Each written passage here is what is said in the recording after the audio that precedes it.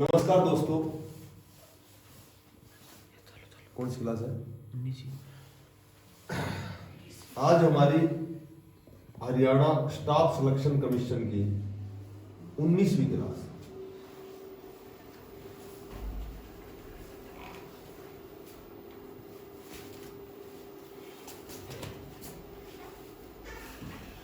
Mathematics का हमारा topic है डिस्काउंट। डिस्काउंट की क्लास हमने पढ़ ली है। एक व्यापारी अपने सामान पर क्रय मूल्य से एक व्यापारी अपने सामान पर क्रय मूल्य से अपने सामान से क्रय मूल्य से 25% अधिक मूल्य पर अंकित करता है। 25% अधिक मूल्य पर अंकित करता है।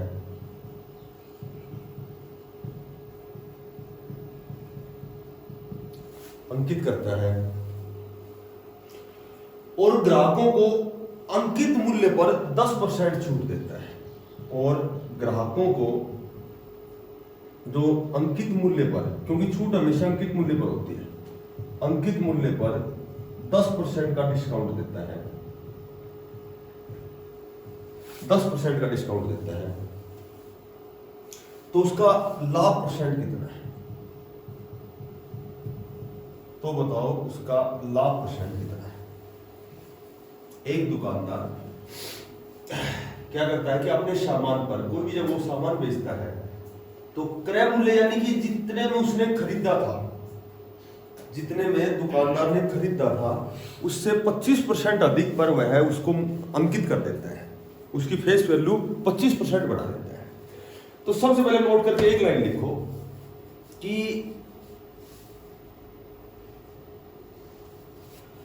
कोई भी क्वेश्चन हो हमेशा सबसे पहले विक्रय मूल्य निकाला जाता है। चाहे वो लाभ परसेंट पूछ रहा है, चाहे वो बट्टे की दर पूछ रहा है, कुछ भी पूछ रहा है, विक्रय मूल्य सबसे पहले निकाला जाता है।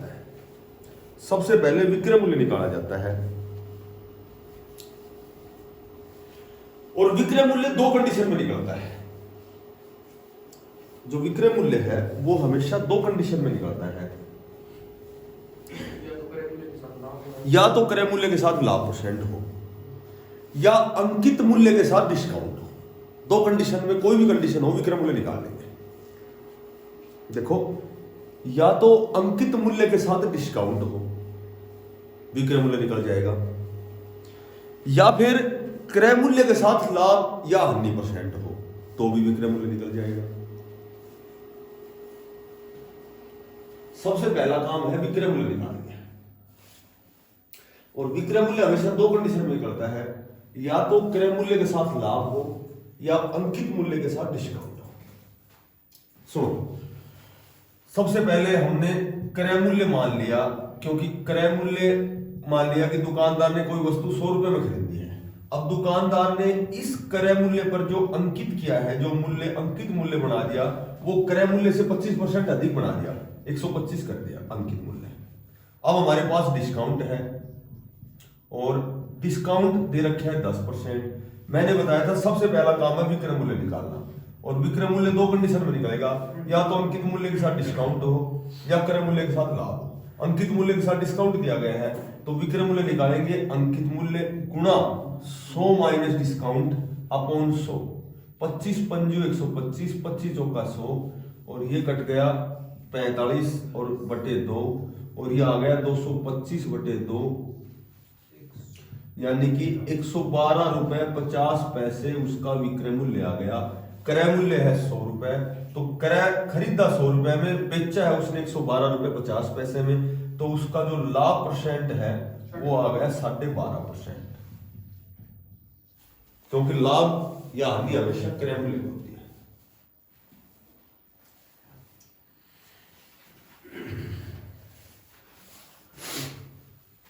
लाभ या हानि हमेशा क्रय मूल्य पर ही होती है।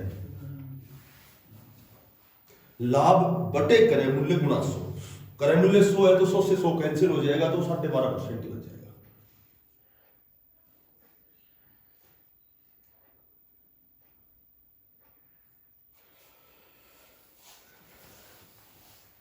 ठीक है बेटा, विक्रय मूल्य निकालना। सबसे पहले हमारा काम है कि विक्रय मूल्य डिस्काउंट में कहीं भी क्वेश्चन में सबसे पहला काम विक्रय मूल्य को ही है सर। और विक्रय मूल्य मैंने बताया केवल दो कंडीशन में निकलेगा। एक क्वेश्चन दे रखा है, एक व्यापारी अपने सामान पर क्रय मूल्य से 20% अधिक पर अंकित करता है। क्रय मूल्य से, वो सेम क्वेश्चन है कि क्रय मूल्य पर 20% अधिक पर मूल्य अंकित करता है और कुछ बट्टा देकर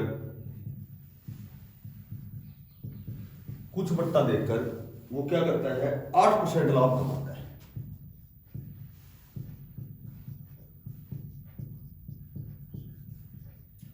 कुछ बट्टा देकर 8% लाभ कमाता है। बट्टे की दर क्या है? बट्टे की दर मैंने कल ही बताया था कि बट्टे की दर कैसे निकालेंगे। बट्टे की दर निकालेंगे, अंकित मूल्य है इसमें से विक्रय मूल्य घटाएंगे और अंकित मूल्य का भाग देंगे और 100 से गुणा कर देंगे। सबसे पहले देखो, क्रय मूल्य मान लिया हमने 100 रुपए। अब इसने क्या कर दिया दुकानदार ने कि 20% अधिक पर अंकित कर दिया, 120 रुपए अंकित मूल्य हो गया।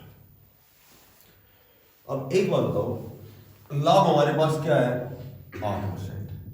अब मैंने बताया था कि विक्रय मूल्य दो कंडीशन में निकलेगा, या तो क्रय के साथ लाभ हो या अंकित के साथ डिस्काउंट हो। तो इसमें डिस्काउंट ना दे करके लाभ दे दिया।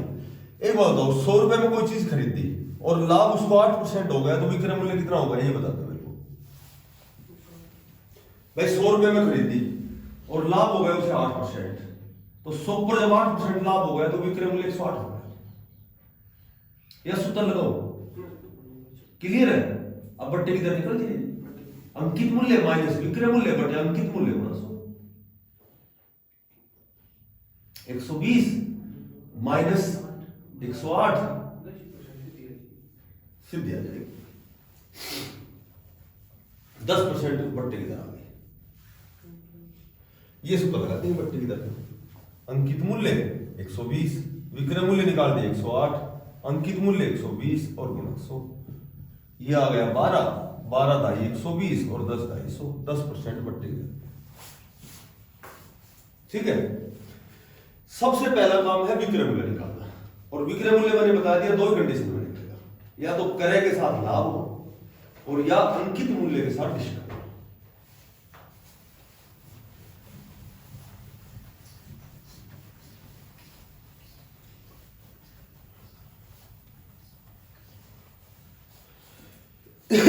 एक पुस्तक विक्रेता छपे हुए मूल्य पर 8% बट्टा देकर, कोई पुस्तक विक्रेता है, एक पुस्तक विक्रेता छपे हुए मूल्य पर 8% बट्टा देकर, छपे हुए मूल्य पर 8% बट्टा देकर, 8% बट्टा देकर पुस्तक बेचता है, पुस्तक बेचता है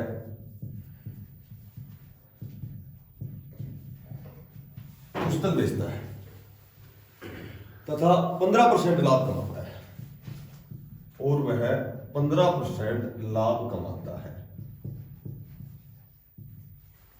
और वह 15% लाभ कमाता है। एक तो पुस्तक का क्रय मूल्य और एक उसका छपा हुआ मूल्य। छपा हुआ मूल्य होता है अंकित मूल्य, छपा हुआ मूल्य, इन दोनों में अनुपात बताना है। पुस्तक के क्रय मूल्य और छपे हुए मूल्य में क्या अनुपात है।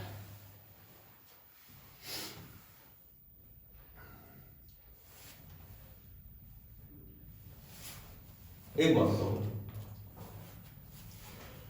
एक पुस्तक जो विक्रेता है, जो छपा हुआ जो मूल्य है उस पर 8% बट्टा देख करके पुस्तक बेचता है। सबसे पहले हम छपा हुआ मूल्य मान लेते हैं कि छपा हुआ मूल्य है 100 रुपए। छपा हुआ मूल्य कौन सा मूल्य होता है, ये होता है अंकित मूल्य होता है। इसमें डिस्काउंट कितना दे रहा है, वो बट्टा कितना दे रहा है 8%। तो बताओ उसने वो वस्तु कितने में बेची, विक्रय मूल्य कैसे निकालेंगे?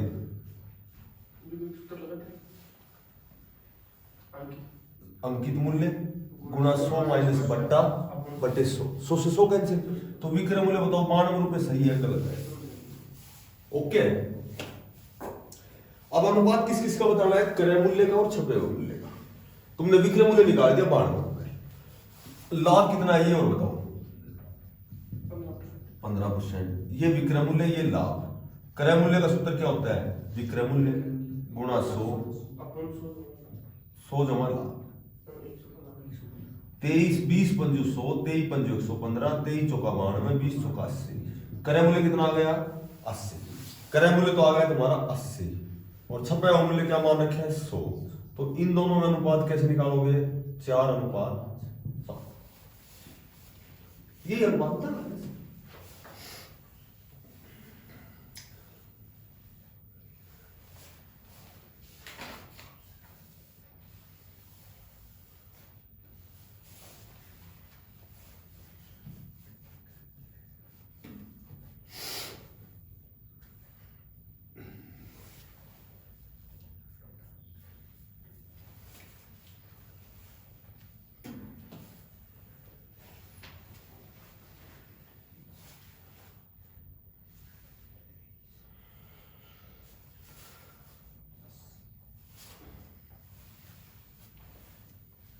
ठीक है बेटा।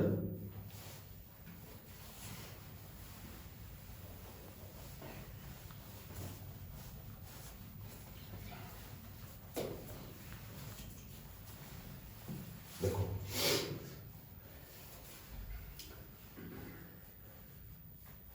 किसी घड़ी के अंकित मूल्य पर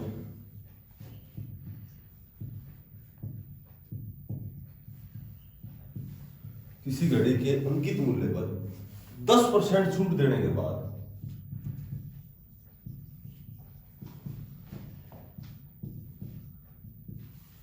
10% छूट देने के बाद घड़ी का मूल्य 1080 रुपए है।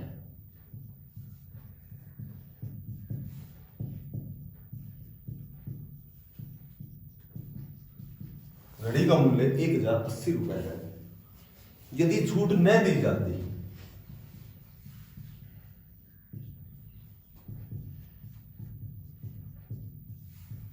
यदि छूट न दी जाती तो दुकानदार को 20% लाभ होता।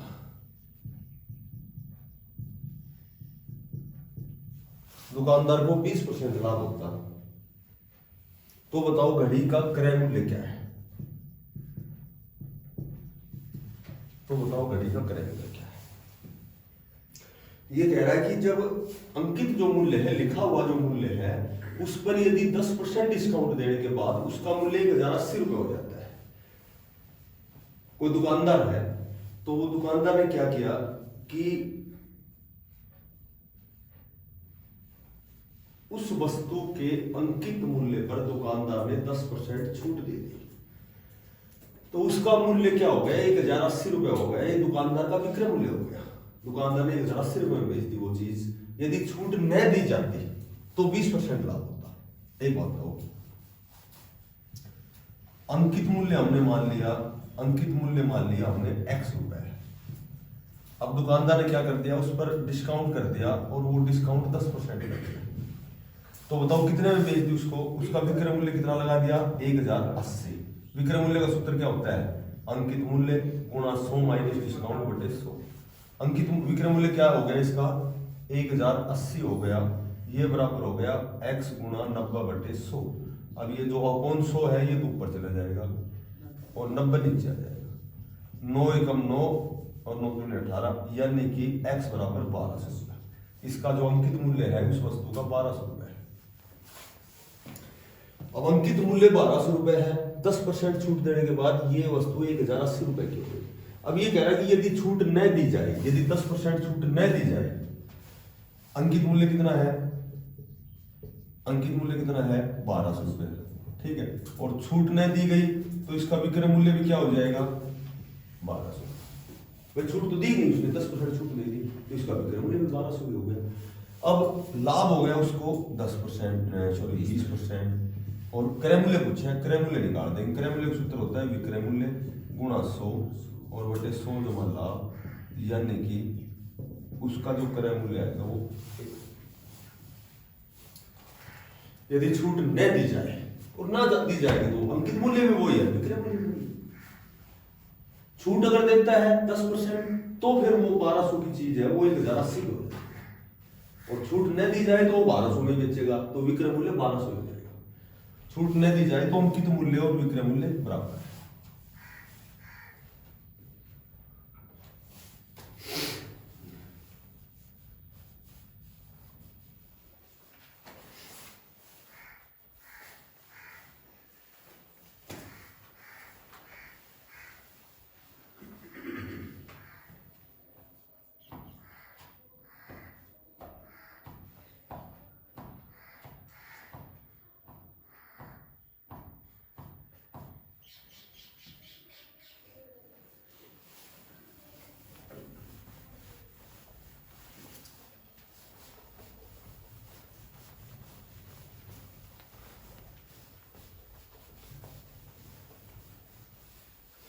इसका लास्ट क्वेश्चन है, एक ट्रांजिस्टर है, कोई भी वस्तु है, कोई ट्रांजिस्टर है, टाइपराइटर है, कुछ भी है, एक वस्तु के अंकित मूल्य से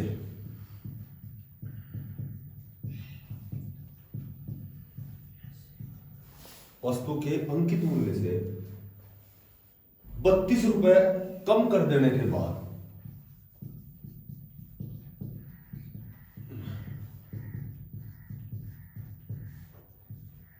₹32 कम कर देने के बाद दुकानदार को 15% लाभ होता है।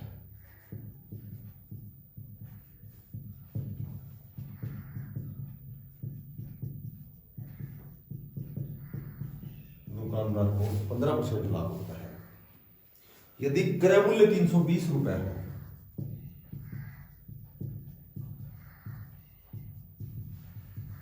यदि क्रय मूल्य ₹320 हो तो अंकित मूल्य पर बेचने से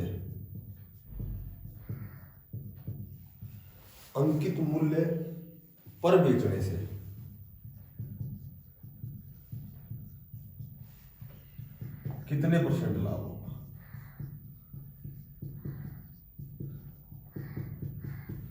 कितने परसेंट लाभ होगा?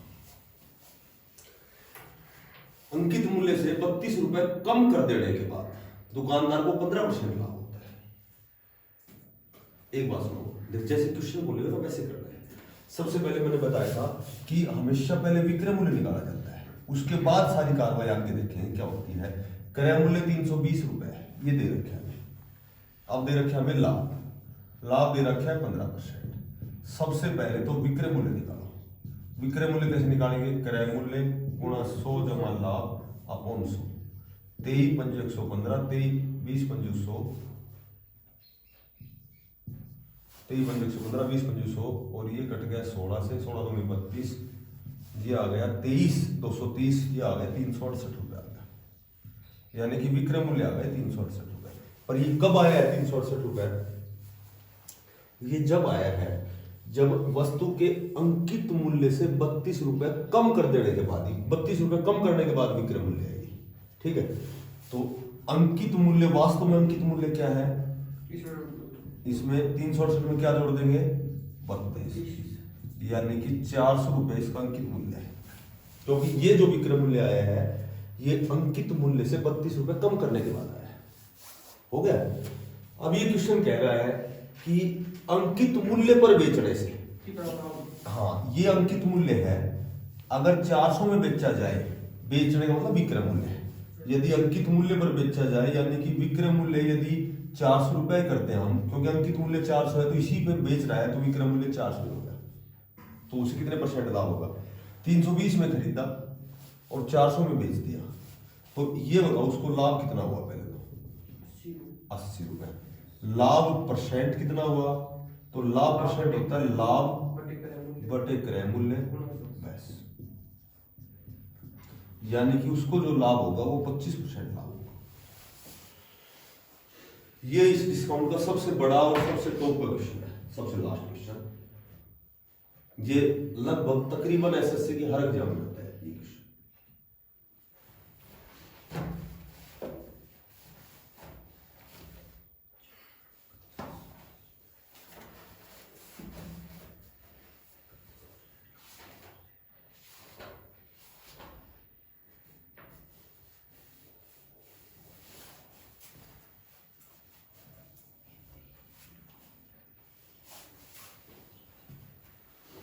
ठीक है, आज रीजनिंग में हमारी गणितीय संक्रिया की लास्ट क्लास है। 2 क्लास कंप्लीट हो चुकी है। गणितीय संक्रिया की तीसरी क्लास और लास्ट क्लास है।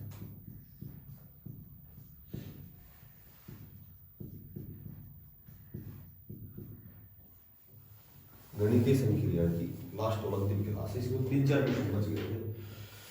एक कक्षा में बच्चे 3 खेलों में बैडमिंटन, फुटबॉल, क्रिकेट में से 1 या 2 या 3 खेल खेलते हैं। ठीक है,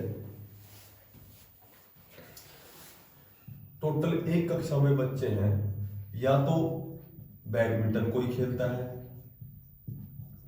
या कोई क्रिकेट खेलता है, या कोई फुटबॉल खेलता है। कुछ बच्चे ऐसे हैं जो एक खेल खेलते हैं, कुछ बच्चे ऐसे हैं जो दो खेल खेलते हैं, कोई भी 2, और कुछ बच्चे ऐसे हैं जो तीनों खेल खेलते हैं।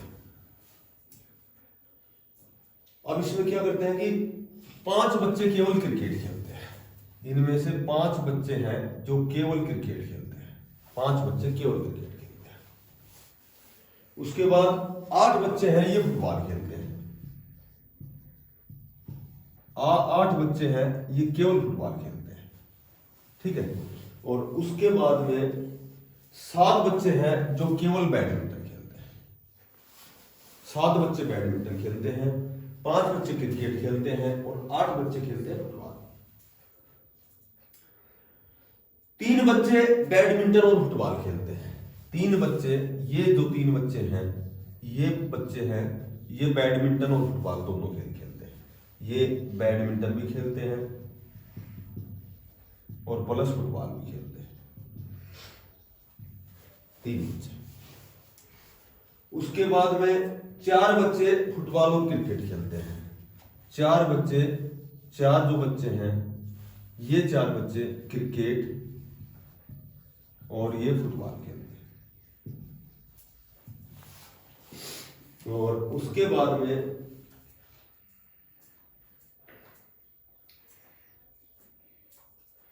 4 बच्चे बैडमिंटन और क्रिकेट खेलते हैं। 4 बच्चे हैं, एक तो बैडमिंटन खेलते हैं और क्रिकेट खेलते हैं। वैसे लैंग्वेज को थोड़ी सी बढ़ा रखी है, बाकी नॉर्मल से क्वेश्चन है। और 2 बच्चे ऐसे हैं जो तीनों खेल खेलते हैं। 2 बच्चे ऐसे हैं, ये 2 बच्चे ऐसे हैं जो तीनों गेम खेलते हैं। बैडमिंटन भी खेलते हैं, क्रिकेट भी खेलते हैं और फुटबॉल भी खेलते हैं। 2 बच्चे। तो अब देखो इसमें क्या क्वेश्चन पूछा, नॉर्मल से क्वेश्चन पूछा है कि कितने बच्चे बैडमिंटन खेलते हैं। इसमें 3 क्वेश्चन आए। ये उसमें आया था दिल्ली पुलिस में सब इंस्पेक्टर में ये क्वेश्चन, उसके पेपर में से बताया मैंने। तो ऐसे कितने बच्चे हैं जो बैडमिंटन खेलते, बताओ शाबाश। केवल बैडमिंटन खेलने वाले कितने?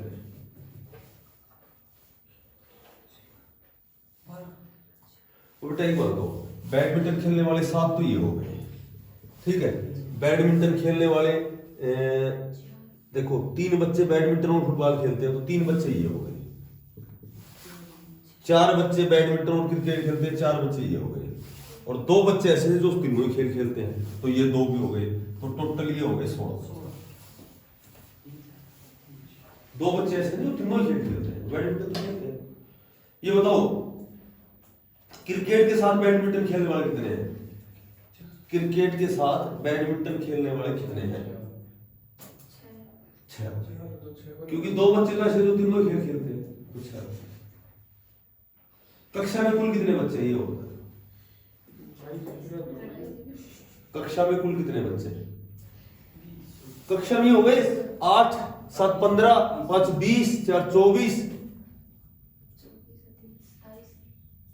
27, 4, 31 और 2, 33। टोटल 33 हो गए ना। आगे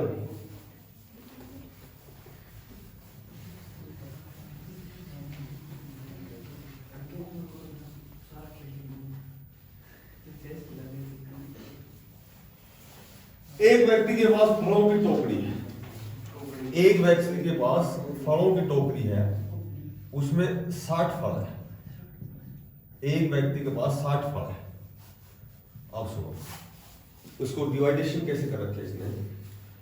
सेबों की संख्या आम की संख्या से आती है। सेब है और आम है, सेबों की जो संख्या है वो आम की संख्या से आती है। सेबों की संख्या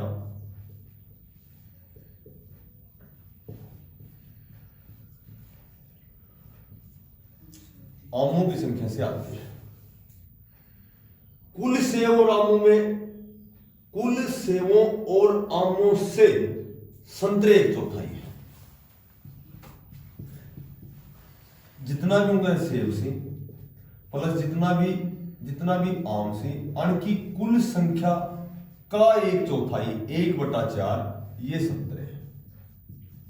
तो बताओ तीनों अलग अलग कितने करो से पास, टोटल 60 है।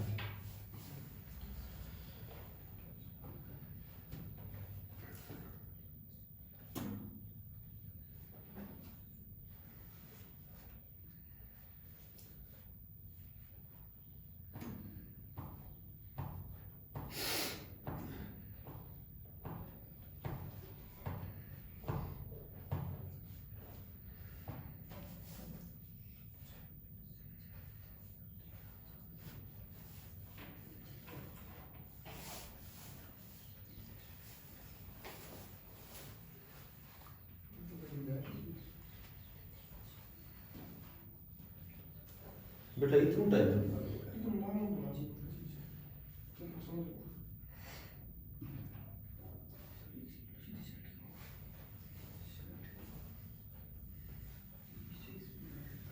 कितना 30, 15 और 45 इकट्ठा कितना है भाई 90 है भाई। 30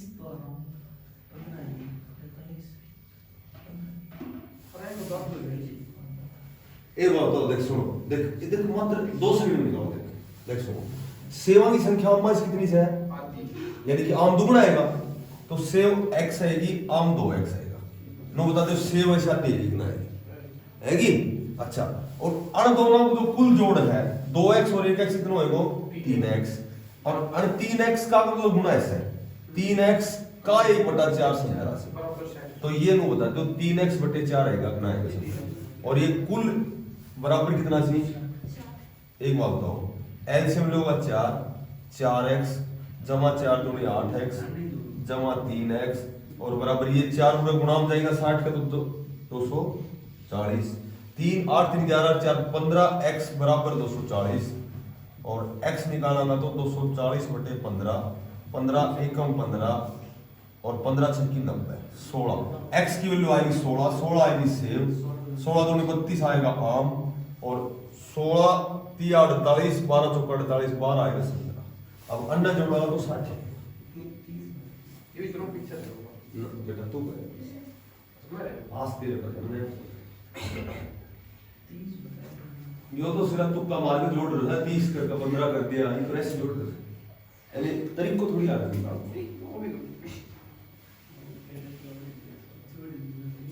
पहले तो ये बताओ, ये बात समझ में आएगी आगे। ये दुगुना आएगा ऐसे, अण दोनों को जोड़ को 1/4 जो है वो 3 वन जोड़ दो बराबर 60x की उतारो इस क्वेश्चन को, उतारो जल्दी से।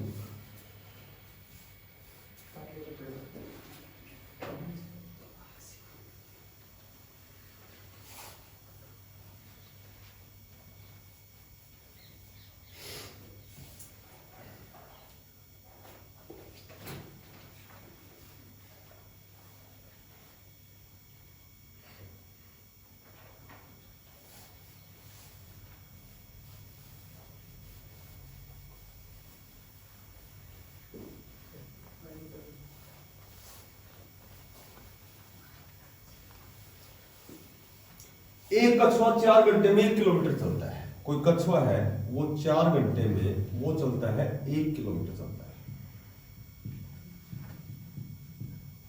4 घंटे में 1 किलोमीटर चलता है। प्रत्येक किलोमीटर के बाद 20 मिनट विश्राम करता है। प्रत्येक किलोमीटर के बाद वो क्या करता है कि वो 20 मिनट विश्राम करता है। प्रत्येक किलोमीटर के बाद 20 मिनट का विश्राम करता है।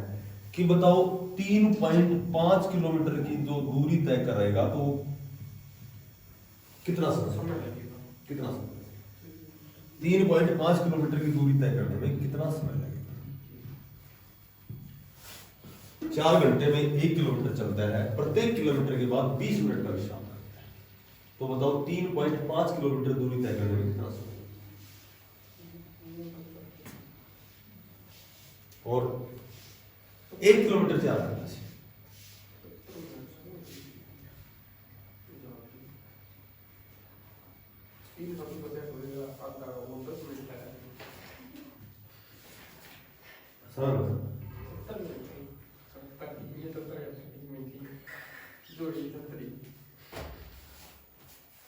सत्तर घंटा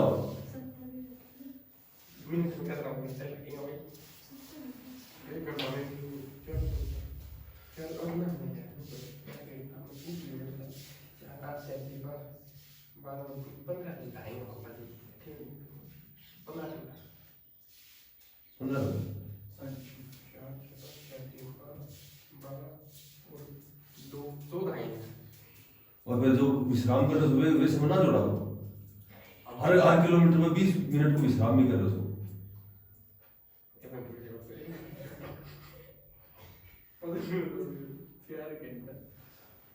दिमाग खर्चा हो जाए।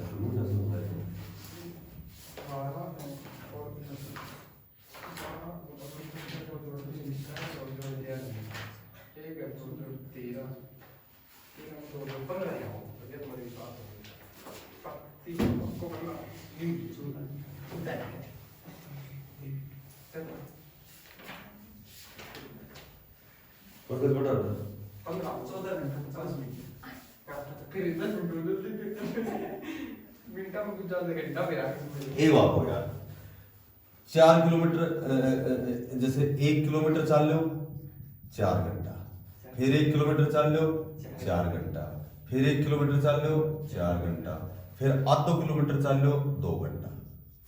भाई 3.5 है हो तो 3 किलोमीटर तो पूरा आएगा।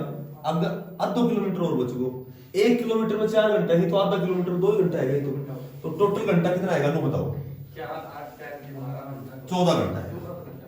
अब सुनो, हर किलोमीटर किलोमीटर चलने के बाद में 20 मिनट विश्राम करे से, फिर किलोमीटर चलने के बाद 20 मिनट विश्राम करे से।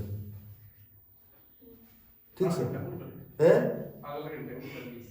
भाई। एक बार तो 1 किलोमीटर चल लियो, उनको बाद तो करेंगे। पहले शुरू में विश्राम तो कर रहे थे, चलने से पहले 1 किलोमीटर चलता है, चलता ही उड़ाई करो, फिर चलता है उड़ाई करो, चलता है फिर करो। तो टोटल 60 मिनट ही है। 60 मिनट मतलब 1 घंटा, तो टोटल 15 घंटा है।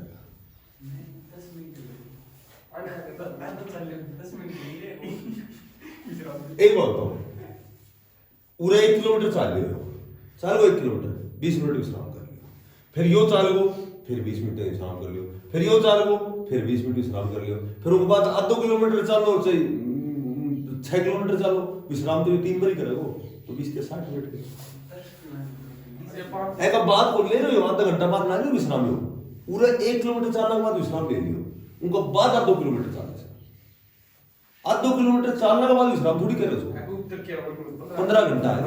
ये तुक्का थोड़ी क्लियर।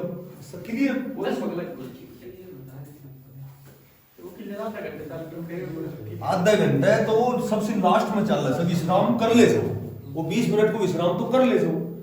1 किलोमीटर चलते 20 मिनट को विश्राम, फिर 1 किलोमीटर फिर 20 मिनट को, फिर 1 किलोमीटर 20 मिनट, उनके बाद वो आधो किलोमीटर चला, उसके बाद कोई विश्राम को ना।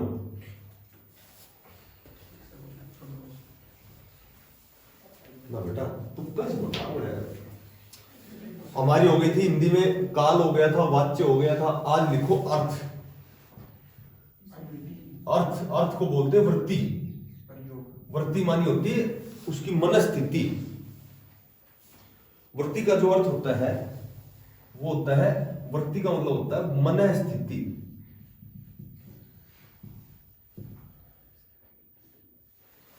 ऐसे लिखो नोट करके। क्रिया के जिस रूप से वक्ता की मनस्थिति का बोध हो उसे अर्थ कहते हैं। क्रिया के जिस रूप से वक्ता की मनस्थिति का बोध होता हो उसे अर्थ कहते हैं।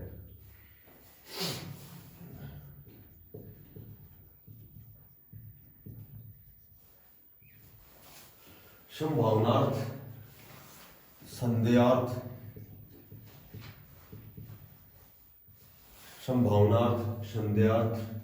संकेतार्थ,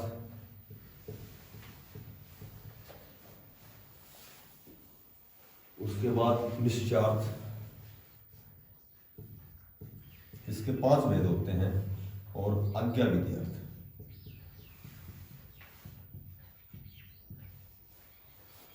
इसके 5 भेद होते हैं। संभावनार्थ, संदेहार्थ, संकेतार्थ, निश्चयार्थ और आज्ञा विधि। क्रियार्थ के 5 भेद होते हैं।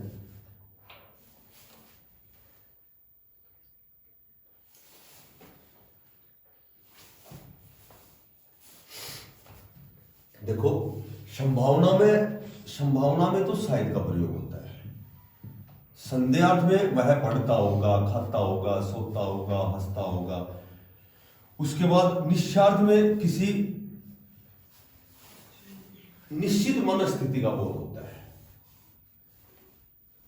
आज्ञा विधि में आज्ञा का बोध होता है, जैसे 1 गिलास पानी लाओ,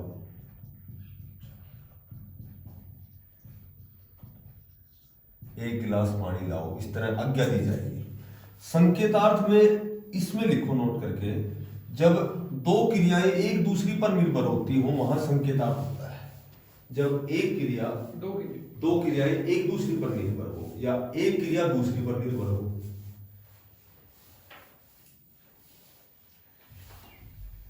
जब एक क्रिया दूसरी पर निर्भर हो वहां संकेतार्थ होता है। यदि परिश्रम करते तो सफल हो जाते, इस तरह के वाक्य आएंगे।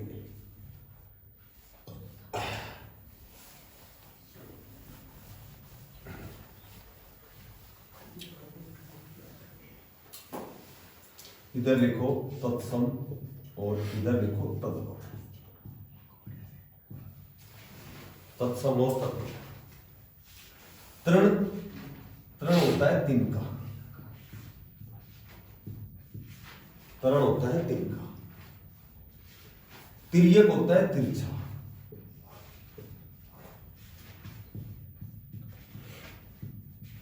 तिर्यक होता है तिरछा। तिरपत होता है तिराया।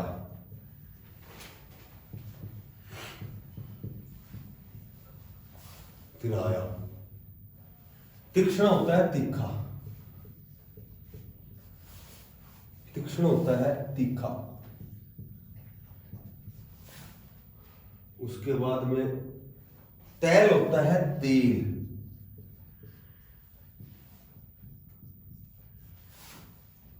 उसके बाद स्तन होता है थन।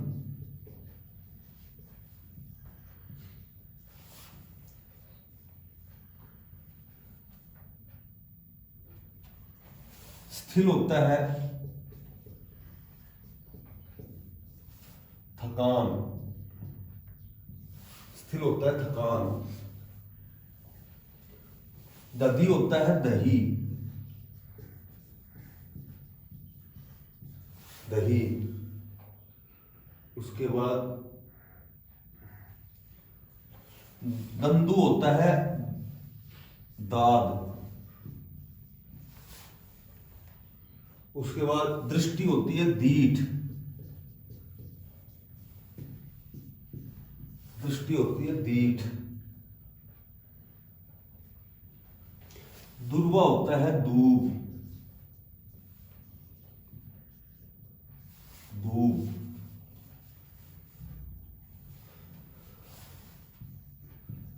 दर्शन होता है दर्शन। दर्शन होता है दर्शन। और उसके बाद दुर्लभ होता है दुल्ला।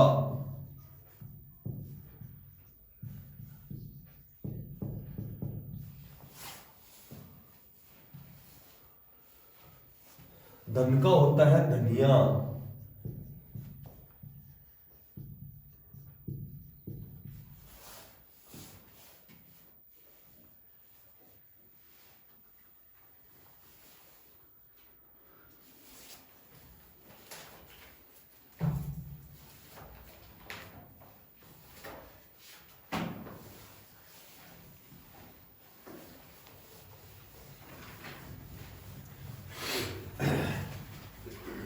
देखो साइंस में हमारी केमिस्ट्री,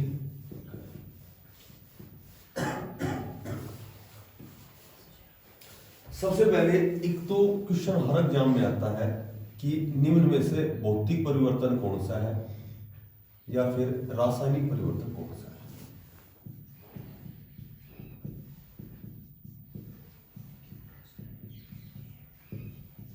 चार ऑप्शन देंगे, इनमें से रासायनिक परिवर्तन कौन सा है या भौतिक परिवर्तन कौन सा है।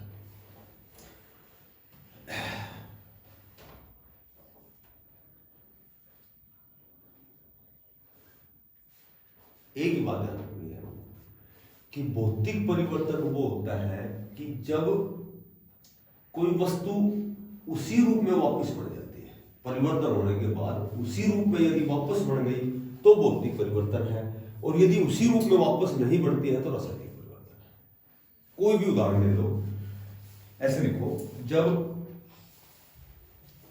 कोई वस्तु परिवर्तन होने के बाद उसी रूप में वापस बढ़ जाती है तो वो भौतिक परिवर्तन होता है, और परिवर्तन के बाद जब कोई नया पदार्थ बन जाता है उसी रूप में वापस नहीं आ सकता तो वो रासायनिक परिवर्तन होता है।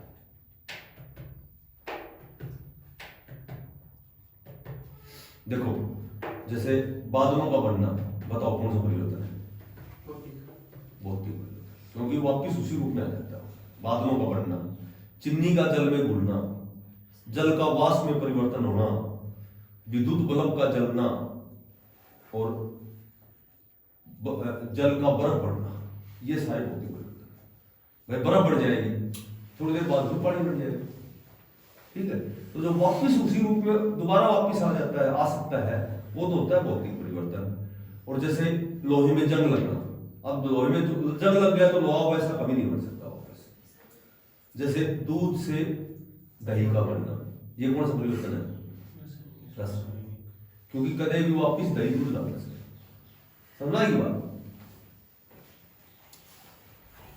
मोटी बात यह है कि जो भौतिक परिवर्तन होता है वो वापस उसी रूप में आ जाता है, और रसायन में वो रूप वापस नहीं आता। बस अब लिखो फ्यूल, ईंधन।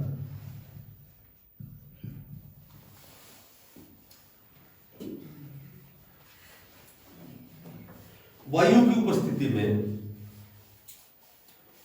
की उपस्थिति में कोयले को गर्म करने की जो क्रिया होती है वो फ्यूल होता है। वायु की उपस्थिति में कोयले को गर्म करने की जो क्रिया होती है वह ईंधन होता है, फ्यूल होता है। ऐसे लिखो कोयला, ये यही याद करना है, आज का टॉपिक कोयला है। यह काले और भूरे रंग का ज्वलनशील पदार्थ होता है। यह काले और भूरे रंग का ज्वलनशील पदार्थ होता है। और सबसे बड़ी बात यह है कि जो अम्लीय जो वर्षा होती है, अम्लीय जो वर्षा होती है वो कोयले के कारण होती है। कोयले के कारण अम्लीय वर्षा होती है, यानी कि शुद्ध वर्षा नहीं होती, उसमें अम्ल होता है। तो अम्लीय वर्षा कोयले के कारण होती है। कोयले के बारे में एक सबसे तगड़ी बात तो यह लिखो कि जो कोयले का जो आयातक देश है वो तो चीन है, और निर्यातक देश ऑस्ट्रेलिया है। ये ज्योग्राफी की बात हो गई। जो प्रथम स्थान पर आयातक, इंपोर्ट और एक्सपोर्ट, ठीक है, आयात और निर्यात, आयातक देश है वो तो चीन है, और निर्यातक देश है वो ऑस्ट्रेलिया है।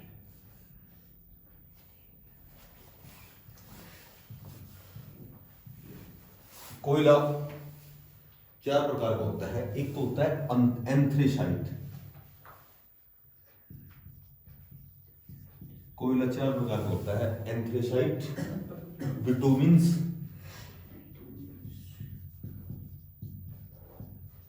और जो तीसरा है वो है लिग्नाइट,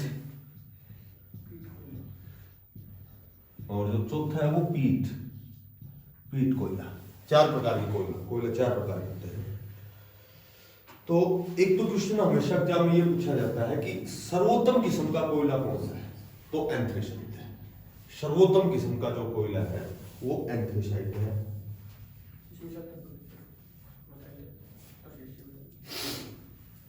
और सबसे हानिकारक कोयला पूछे तो पीट है। सबसे हानिकारक कोयला पूछा जाए तो पीट होता है, क्योंकि इसको जलाने पर बहुत अधिक राख और धुआं निकलती है। पीट जो कोयला है सबसे हानिकारक होता है शरीर के लिए। सबसे हानिकारक कोयला पीट होता है।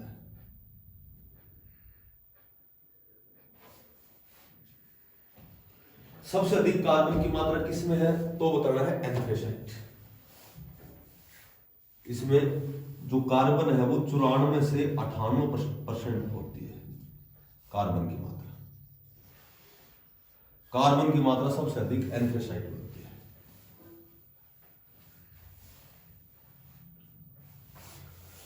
सबसे कम जो कार्बन की मात्रा होती है वो पीट में होती है, 50 से 60% तक होता है।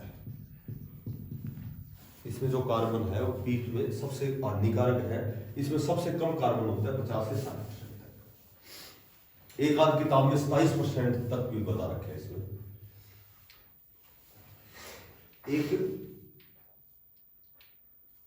एक क्वेश्चन आता है कि मुलायम कोयला किसे कहा जाता है, तो मुलायम कोयला यदि पूछा जाए तो बिटुमिन्स को कहा जाता है। इसमें 78 से 86% तक कार्बन होता है।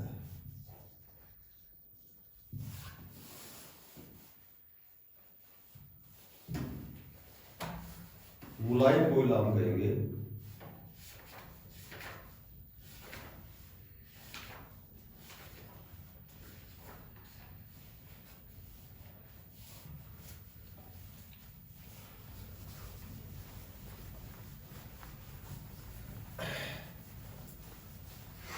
अब देखो राज्यों का पुनर्गठन।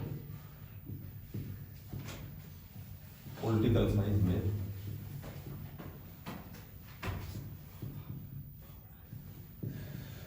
राज्यों का पुनर्गठन, अब यही याद करता है इसको, क्योंकि जो छोटे छोटे एक टॉपिक कराता हूं वो हाथ क्या याद करता हूं।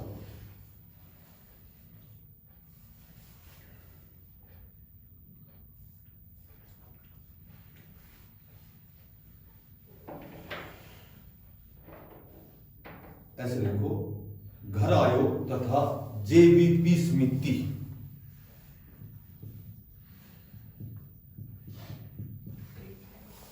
और जेबीपी समिति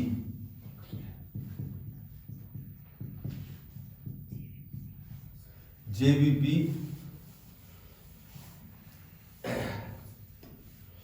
पटाभी सीतारमैया और वेंकटेश वो पंत और जवाहरलाल नेहरू, ये 3 नाम थे। ऐसे लिखो 1948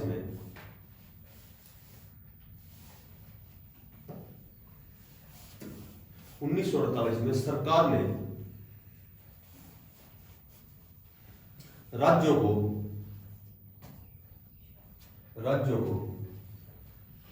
भाषा के आधार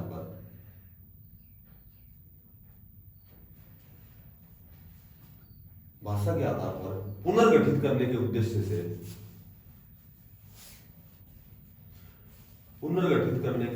से इलाहाबाद उच्च न्यायालय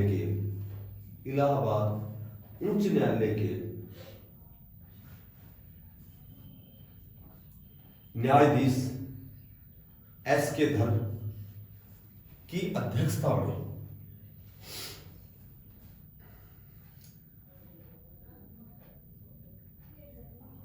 एक आयोग का गठन किया। इसमें 3 सदस्य थे, जवाहरलाल नेहरू, पटाभी सीतारमैया और वल्लभ भाई पटेल।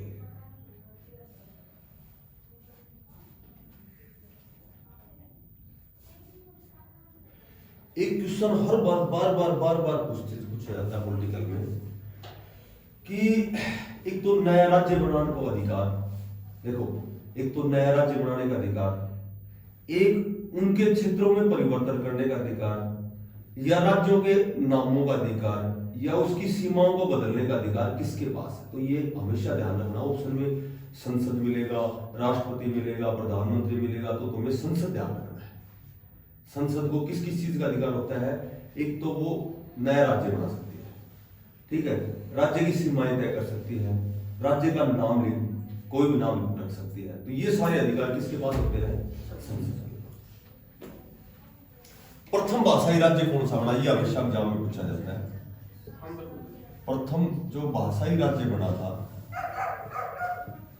वो 1953 में आंध्र प्रदेश सबसे पहले बना था। और आंध्र प्रदेश की भाषा कौन सी है, तेलुगु भाषा। आंध्र प्रदेश की भाषा तेलुगु है। सबसे पहले भाषा के आधार पर आंध्र प्रदेश को राज्य बनाया गया था, इसकी भाषा तेलुगु है। भाषाई अधिनियम कब बना था, 1956 में। ऐसे लिखो, भाषाई अधिनियम 1956 में बना था।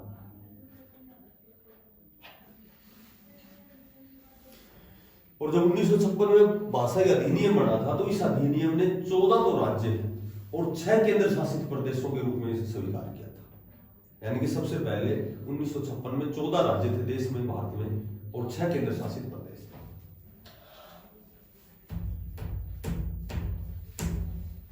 ऐसे लिखो, 1960 में मुंबई को 2 भागों में बांटा, महाराष्ट्र और गुजरात। 1960 में मुंबई को 2 भागों में बांटा, महाराष्ट्र और गुजरात। 1963 में नागालैंड बना।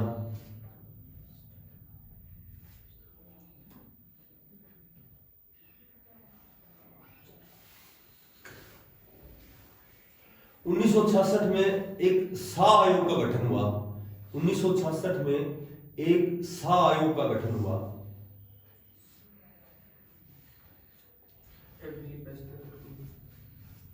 जिसमें पंजाब से हरियाणा को अलग किया गया। पंजाबी बोलने वाला पंजाब बनाया गया और हरियाणवी बोलने वाला हरियाणा में बनाया गया। उस समय राज्यों की संख्या 17 हो गई। जब हरियाणा बना था तो भारत में राज्यों की संख्या 17 थी, हरियाणा 17वें स्थान पर राज्य बना था। 1969 में असम से मेघालय को अलग किया गया। 1969 में असम से मेघालय को अलग किया गया। 1971 में हिमाचल बनाया गया।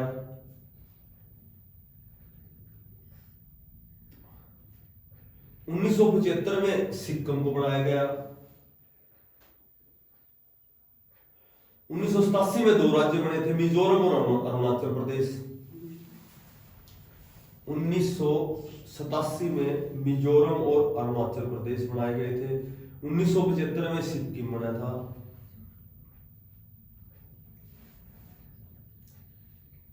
उसके बाद 1987 में गोवा बनाया गया। 87 में 3 राज्य हो गए, मिजोरम, अरुणाचल प्रदेश और गोवा।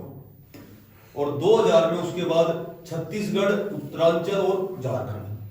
2000 में 1/9/15 शाबाश, छत्तीसगढ़ और उसके बाद उत्तरांचल और झारखंड। ये 1 नवंबर, 9 नवंबर और 15 नवंबर, और तीनों बनाए गए थे 2000 में। 1992 में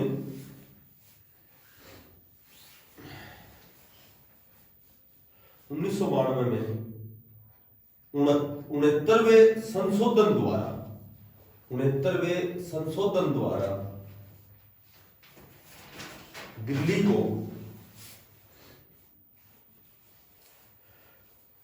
एनसीआर घोषित किया गया। दिल्ली को एनसीआर घोषित किया।